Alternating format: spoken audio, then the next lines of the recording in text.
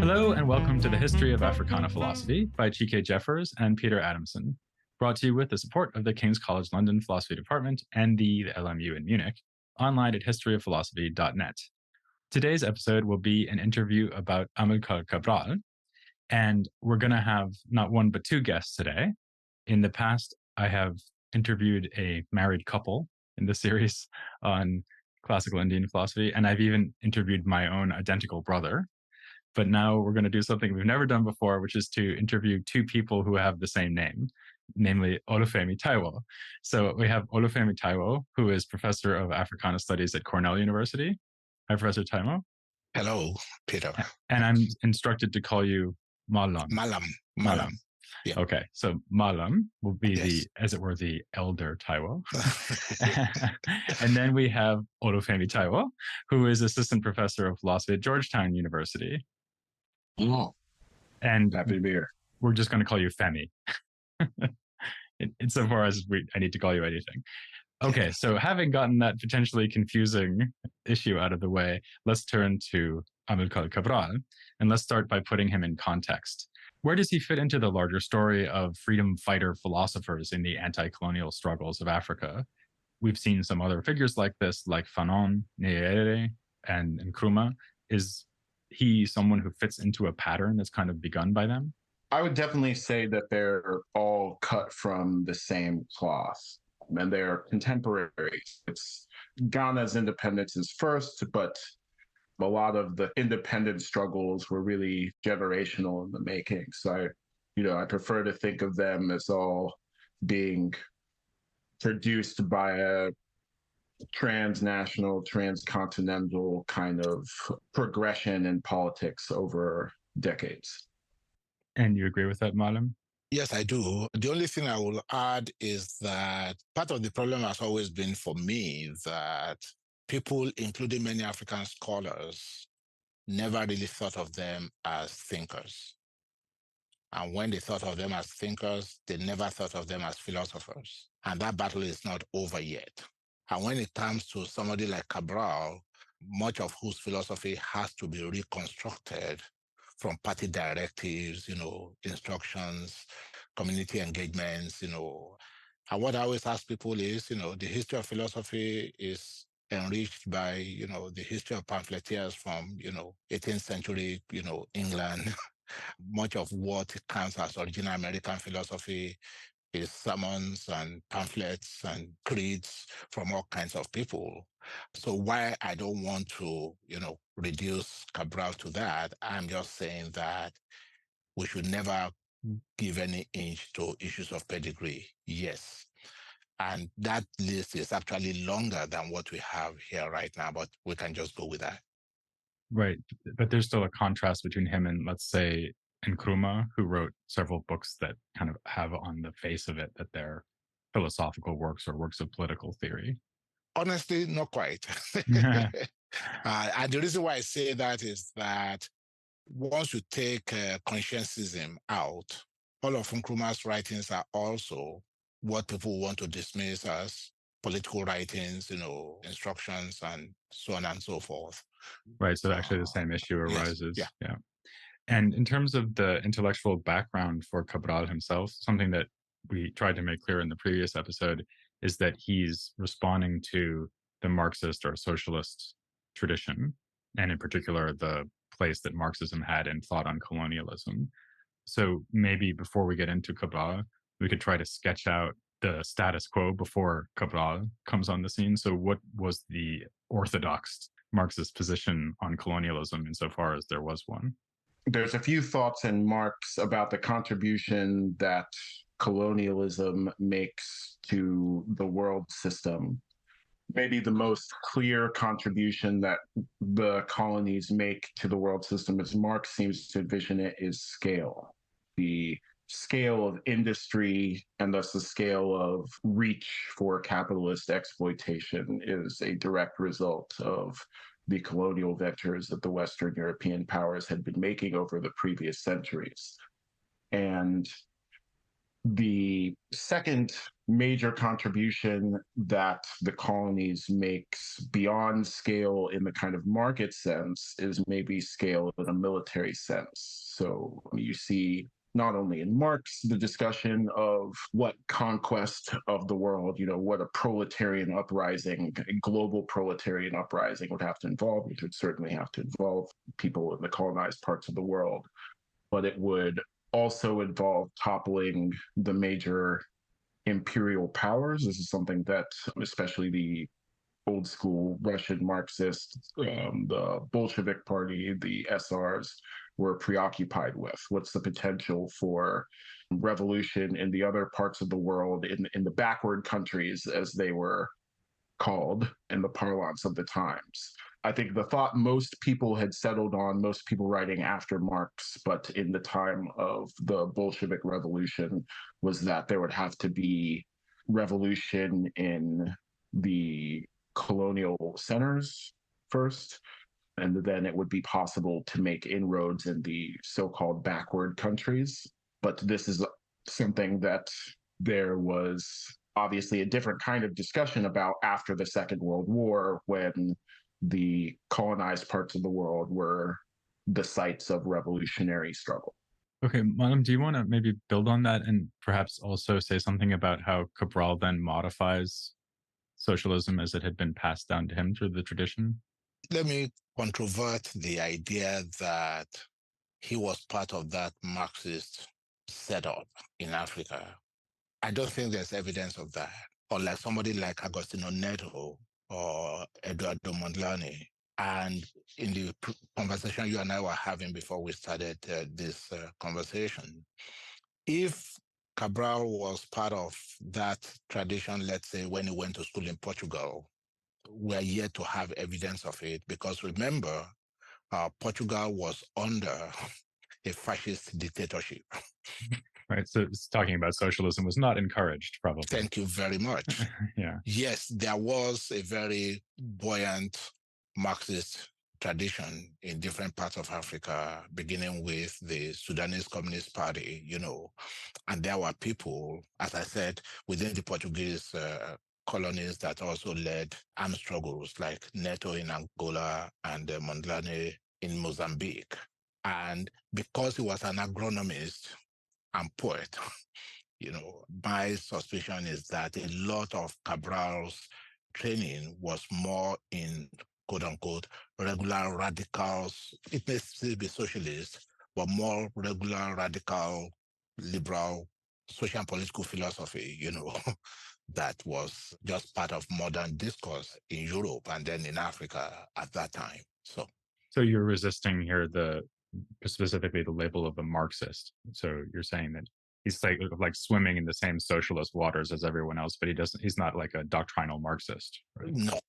Right. There's no evidence of it. And when I've written about, Cabral and Marxism, I've always been concerned about how, yes, he was reading Marx, he knew his Marxism and so on and so forth, but there's no evidence that that was ever explicitly an acknowledged guide for his reflections. He did deploy Marxism, attacked Marxism on class, and all that, yes. Yeah, maybe we can talk about that a bit, actually. So what he does with the idea of class. Yeah. So do you want to say something about that? And then I'll turn it over to Femi and maybe expand on it. He said that if you take class struggle to be the engine of social change, that by so doing, you will have eliminated so many societies that didn't have, as the engine of history, who did not have classes. So that's where he looked at Africa and he said, well, we may have something that looks like, and people forget that he wrote a seminal essay, on the class structure of Guinea, okay, where he eventually came to terms with, what are those classes, and where he introduced the idea, of the déclassage that is part of classic. So I think those are some of the things that make people think that, yes, he was part of that Marxist, tradition.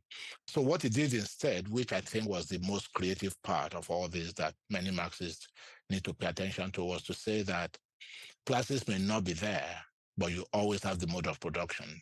So if you want to explain how history evolves, look at how the mode of production evolves through time. So maybe to make that more concrete, the idea would be something like if you could have an agrarian society with no classes, right? So there's no working class and capitalist class, but there's still a mode of production, which is something like their use of their animals or something like that. Exactly. Yeah. Right. And that would then give you an idea of what kinds of social relations, are built upon those material structures, and how those evolve over time will enable you to see that they may not have classes, but they're making history because they're producing.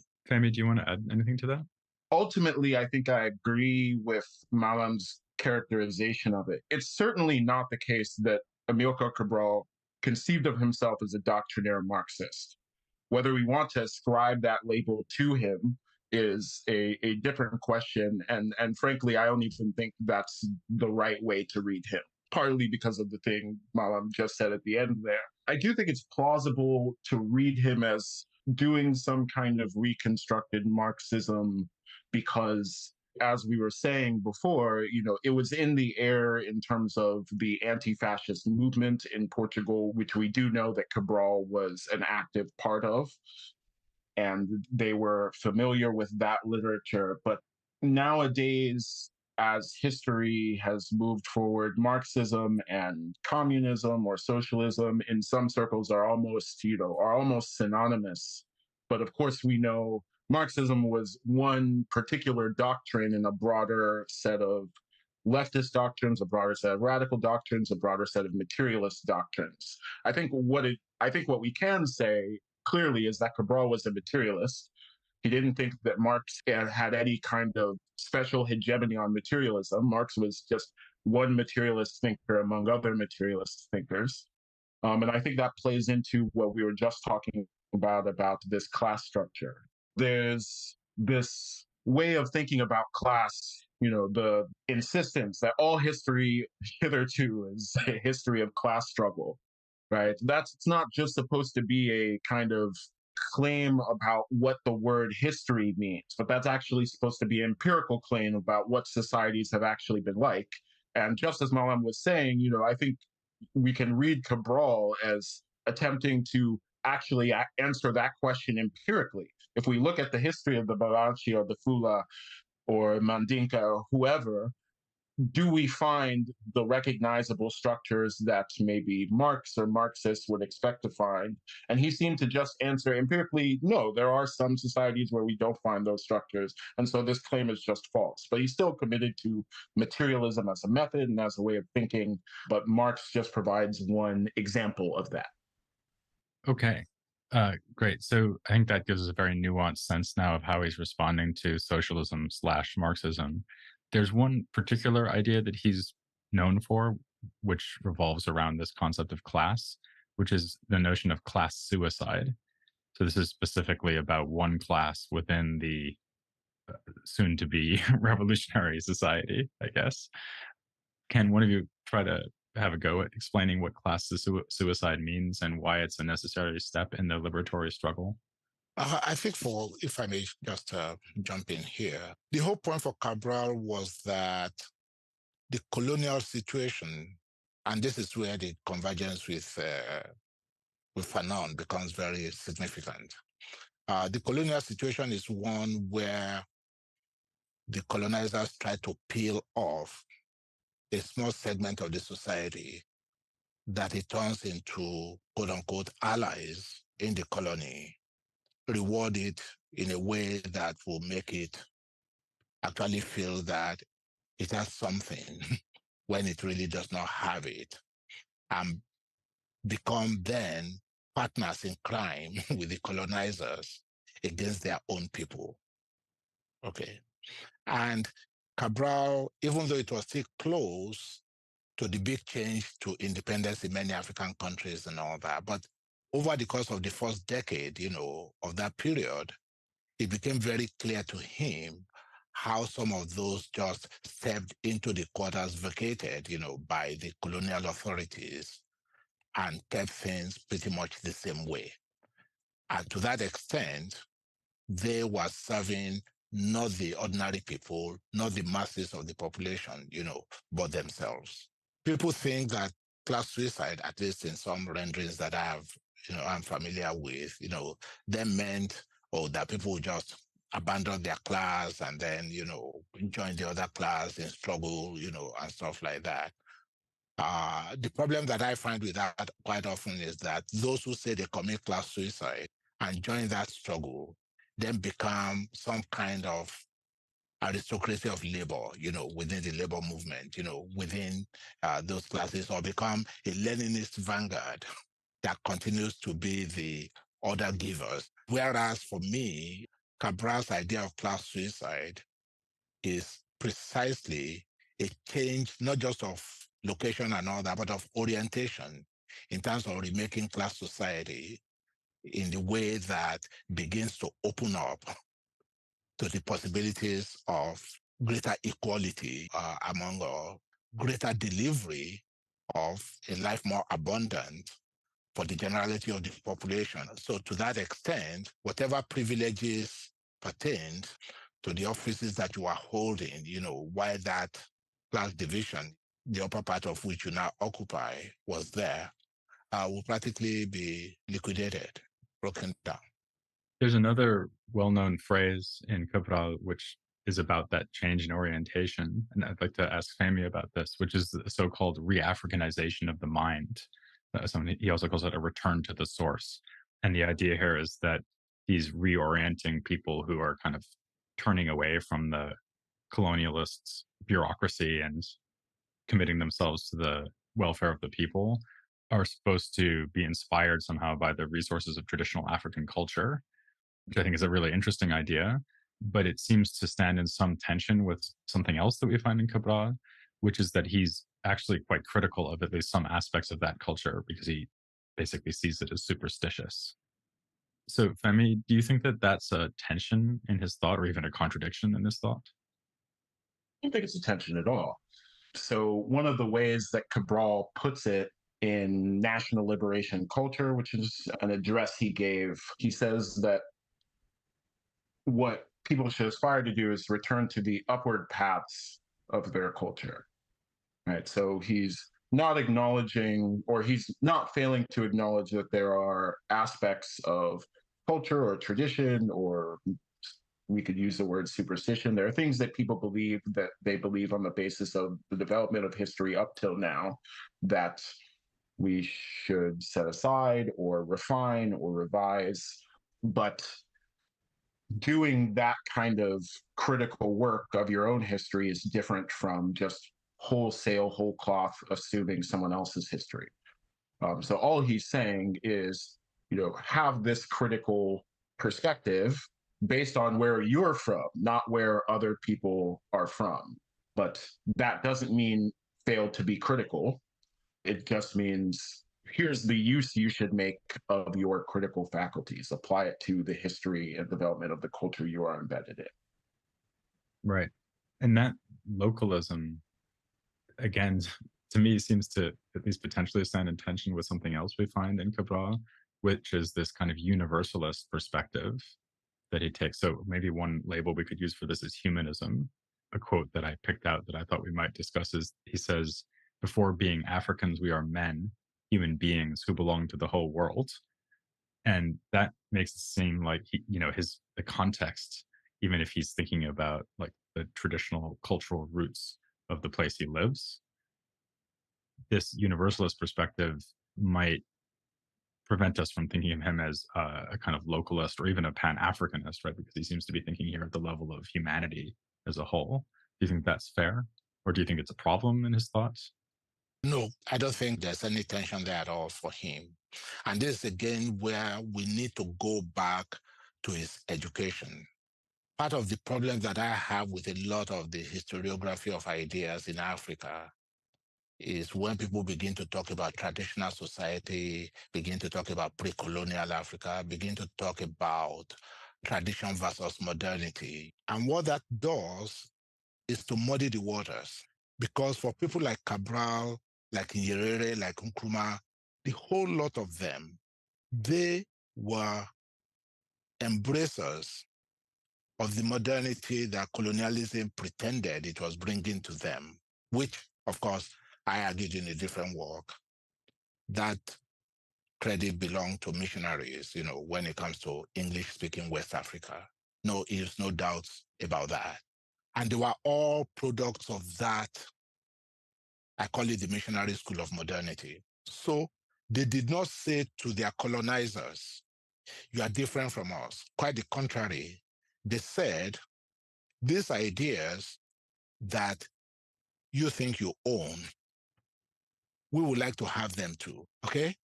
And as I tell everybody, hybridity is the very name of the survival of civilizations. So civilizations that are built on purity, they die out. They don't just ossify, they die out.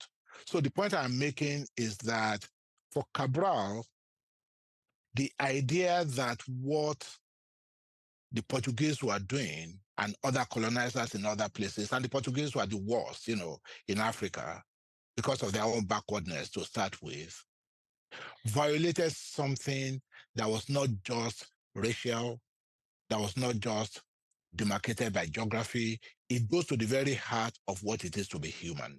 And that's why he would then say to his cadres and so on and so forth, no, we don't kill just to kill. We kill because we have to. And we never forget that those that we are killing, and those among them who are just injured, who don't die, deserve care from us if we can give it. Because when all is said and done, we are all instances of one type. Actually, then there might even be a connection there to what Femi was saying about the so-called return to the source. Yeah. Because just as you would sort of take the best ideas from your own culture, you can also take the best ideas from European culture. And the reason the best ideas are just the ones that are valid for all humans, right? Yeah, that is, in answering your question, I referred to this upward paths way of phrasing it that Cabral said. And this is actually the exact point he was making in that paragraph. I'm just going to read it because I think it's helpful. He says, a people who free themselves from foreign domination will be free culturally only if, without complexes, and without underestimating the importance of positive accretions from the oppressor and other cultures, they return to the upward paths of their own culture. This is exactly the point that he's making. And he's making it at the level of theory here, but just as Mom was just saying, he was also making it in terms of the actual military actions of the party. There's a radio address that he gives in 69 where he sends a message to the people of Portugal and talks about the moral standards for the treatment of prisoners of war from the fascist Portuguese military, and talks about all of these things. And, we can think of it as clever wartime propaganda, but I think he genuinely believes that this is what the materialist humanism he's built for himself points to as the right way to conduct this war, the right way to conduct political struggle. And his own political history speaks to this as well. It's not just an idea for him. He came up in the Portuguese anti-fascist movement and went from that to the Pan-Africanist, liberation movement. It's not just theoretically or as a wartime propaganda machine that he believes in this common humanity, but it is a fundamental tenet of his politics. Well, Cabral did not live to see his struggle for independence succeed, but maybe we can think about what he might have done in the post-liberation period. So let's imagine a world in which he wasn't assassinated and he becomes the leader of the newly liberated Guinea and Cape Verde. So how do you think he would have pursued the task that faced people like Nkrumah also? So actually being political leader in a post-colonial setting. My impression of Cabral is that he didn't see the distinction between theory and practice, I think, in the same way that some other thinkers might have.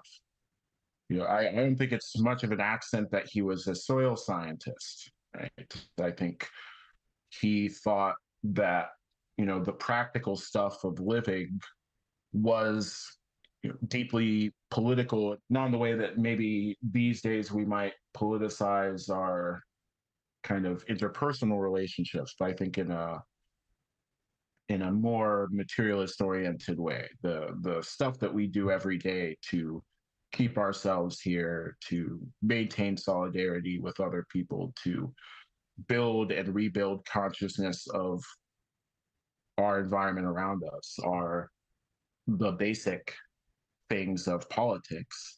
And so I imagine it would have looked from the outside to be a very kind of technocratic regime. I think what would have been top of mind for Cabral after war would have been the condition of the soil, would have been the condition of the sewage systems, would have been the public health infrastructure. And part of the reason that I think that is because during the War of Liberation, they liberated territory from the Portuguese Empire and maintained de facto political control over those sections of Guinea-Bissau. And guess what? Their focus was on literacy programs, and their focus was on public health and maintaining party and community controlled justice systems.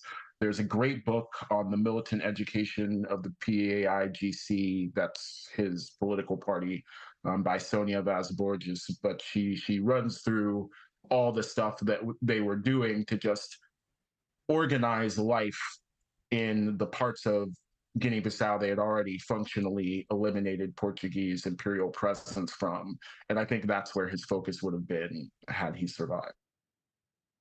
Okay, Malam, do you want to add anything to that or say anything else about his legacy? I'll go straight to the political and the economic.